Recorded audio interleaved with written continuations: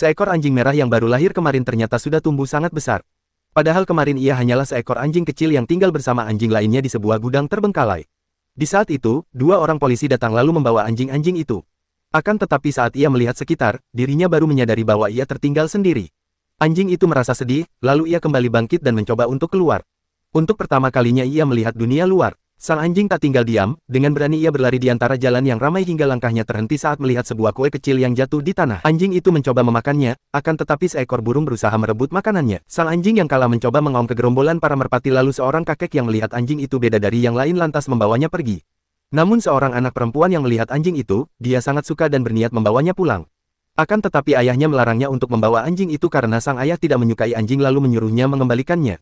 Sesampainya di rumah, tiba-tiba tas anak itu seperti ada yang aneh.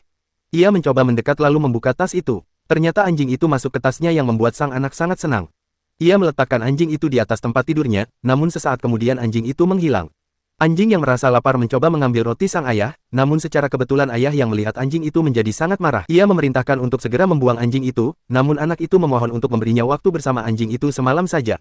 Dan akhirnya ayahnya memberinya izin. Hanya dalam waktu 1 malam, anjing merah itu sudah bertumbuh sangat besar, bahkan melebihi sebuah mobil. Anak itu seakan tidak percaya, namun ketika melihat tingkahnya dan membuat kekacauan di kamar, ia baru percaya.